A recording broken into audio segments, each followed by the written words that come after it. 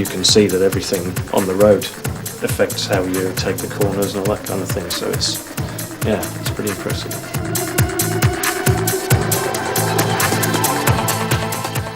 Hi, I'm Emily Newton-Dunn. There's a new official World Rally Championship game. It's called WRC 2001, and we're here at Evolution Studios, the developers, to find out just how it was made. The game's been in production for 2 years, and today's a bit of a special day because Richard Burns and Robbie Reed, two of Britain's top rally drivers, are coming to see the game. Before they get here, let's meet the team. My name's Mick Hocking and I'm the producer on WRC.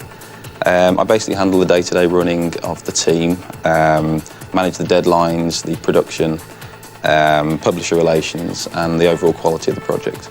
Okay, one of the most impressive things I think about the game is the actual draw distances you've got in there, which I think is a hangover. Yeah, I mean, we created this code base from scratch purely for the PS2. We haven't ported anything over. And with our simulation background, one thing we do know how to do well is create very large, realistic environments. And as you can see in WRC, we do have 40-kilometre square worlds. We have 5-kilometre draw distances, and that is all a hangover from our experience as PC flying simulator developers. So can you tell us a bit about the physics? Because I mean, there's an awful lot of effort that's gone into the physics. It's very realistic. We managed to create what we regard as the sort of world's most realistic rally driving simulator. We did this in conjunction with some of the rally teams as well, and they were very impressed, and I think they're still using that to help develop some of their cars. The problem with it was that the average player found it quite hard to drive, and you had to be almost as good as a rally driver to get the most out of it. And so obviously, for the mass market, that wasn't good. It would please the hardcore simulation fans, but we're looking at a very mass market product with this one, so we've had to make a lot of compromises there. The approach we've now taken is to keep the nice parts of that physics system, but to make it very accessible, and that's what we've now achieved. Because the road's quite bumpy when you drive along, which is sort of quite realistic as well. I know that you've done quite a lot of work on the terrain. That's right, yeah.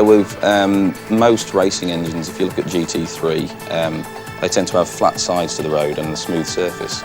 It may undulate longitudinally, but that's about it. We've created a very organic environment where you have very complex surfaces on the side of the road and a true bumpy road surface. Now this is great when you look at the in-car pictures of our car going across the surface. It looks just like rally because the car's bouncing all over the place. When you slide off the edge of the road, you don't always know what's going to happen. And again, that's just like rally. Right then, Mick, do you want to show us around and introduce us to the team? Sure, yeah. We start with the artists over here. This is Andy. He's doing the Digimask heads for us and the driver and co-driver in the cars. You can just see a finished Digimask he's working on. They're very accurate. Yeah, it's very good technology actually. We start off with 2 pictures of the driver's face, one from the front, one from the side. And from that, the Digimask technology allows us to build the full 3D face, which we then, Andy will put into a helmet and then put into the car for us. Fantastic. And we've got every driver in the current World Championship Digimasked. Brilliant. All right, this is Sean. Hey, Sean. How do you do? Sean's built a lot of the cars for us, and you can see he's working with the new Subaru here on the screen. We built all the cars out of higher order surfaces, which allows us to do the very complex damage we can do on the car bodies. Did you have a lot of problems with the car manufacturers in actually sort of showing how much damage their cars can take, or? So I know that's been a problem in the past. Yeah, it's one of the unique things about the game at the moment. A lot of other games before, the car manufacturers have not allowed you to damage the cars. In rally, of course, it's a common event and cars get damaged all the time. So they all agreed very early on to let us do whatever we wanted to do to the cars. Brilliant. And they get quite mucky as well as you go around certain They do, yes. As you go around the stage, they progressively get muddier. And you see the wheels and the body get muddy. The windscreen gets muddy if you look from inside. OK, this is Chris here, who's done all of our GUI work for us. You just see the car setup page here at the moment. Running in the background is one of the many videos you've had done for the game. The format we've got is the WRC branding format, which They're using it for the TV and all the advertising around the game now. And when you see the new TV programmes, they're going to look just like this with the same sort of grid system. Cheers for that, mate. Okay. I'm going to go and meet Paul, lead artist, so I'll let you get on with some work. Thanks. See you later. See ya. Right then, Paul, I know you've got a bit of a top secret there for us.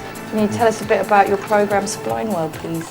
Yeah, what we've got is something quite revolutionary. We spent 18 months developing this. What it enables me to do is to take true military terrain data, and then I can craft a spline into that. On that spline I can attach objects to it, different textures, also the collision that's used in the game. The end product of Spline World is something that's quite organic looking, but it also allows us to, the development is quite organic as well. So say what we have here is a straight bit of track. I want to add a little bit of a kink into that. The good thing about this is I don't have to retexture that part of the track. I don't have to change and move any of the objects. So all the trees stay in the same place, all the rocks, it's literally just the bends in the roads that change? Yeah. Obviously the courses are true to the World Rally Championship courses, but those courses can go up to sort of 40, 50 kilometres, but you know, you're not going to play that. What we've done, we've just basically scaled it down. So what would be 30 minutes is 3 minutes. Well, every single bend, every single sort of twist and turn is not there, but there's enough. You know, that part of the game is for the gameplay. Is for people playing it, having fun as a computer game, not as a rally simulation.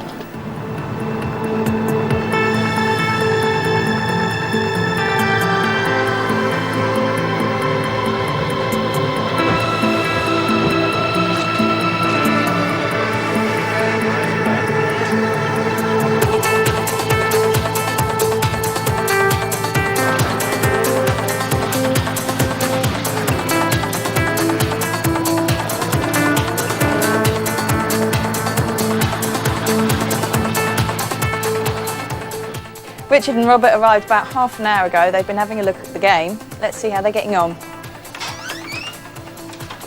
Hiya. How's it going? Yeah, not so bad. Right, Richard Burns, Robert Reed. Hiya. Can you just tell us a little bit about yourselves, how you got into driving and co-piloting? I started very, very young. When I was 8 years old, I could drive my dad's car.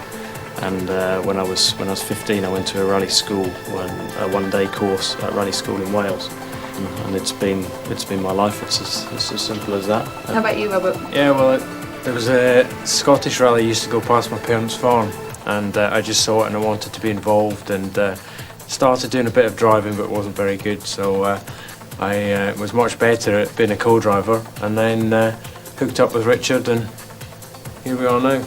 Right, you both had a chance to sort of play the games. Finland, because Finland's my favourite rally for the roads, and it is incredible. Every little detail, even down to the signposts on the roads in New Zealand. You've got sheep in New Zealand, cows in New Zealand, all the things that you would get on the individual rallies, the different kinds of spectator tape at the side of the road, all the small details, as well as obviously the big ones as well, the ones like the fact that the roads look very, very similar to how they are in each country, the mountains, the sky, everything. Details are superb. You can see that everything on the road affects how you take the corners and all that kind of thing, so it's pretty impressive. You've heard all the engines and you've seen your faces in there. What's that like, actually seeing yourself on the screen? That must be quite peculiar. A bit weird. It's interesting, and hearing my voice as well. Yeah, definitely. A little does bit sound a bit strange, but it's good. It's amazing that you can get such detail, which it's not just a picture that's on the screen, it's a whole 3D image, obviously, and to get that detail in there was quite unexpected to see. Yeah, it must be weird for you actually driving the car and hearing yourself sort of co-piloting at the same time. Yeah, it is. I think that's maybe why I had so many accidents when I tried. Oh, that's your excuse, is it? My name's Martin Kenwright. I'm the CEO or the Managing Director or the founder of Evolution Studios. You had a couple of the drivers in today from, what's it like to actually see their response to the game, to your product?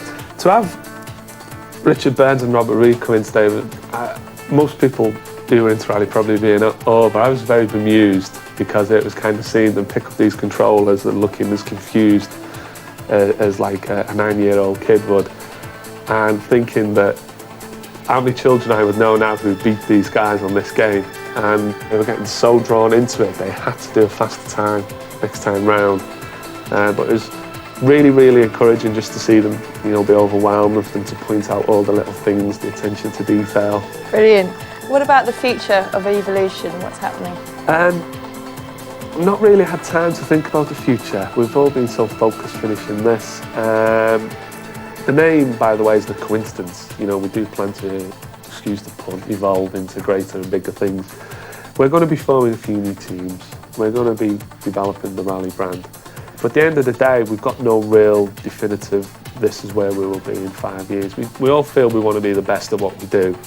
And as long as we have a good time along the way doing it, and we just focus, we know anything's possible. Thanks very much. Pleasure. So there you have it, the gorgeous World Rally Championship, well worth spending your money on. Don't forget the WRC Challenge. I'm going to get my practice in now, and I'll see you lot online. Immaculate turn. Oops. I deserve that.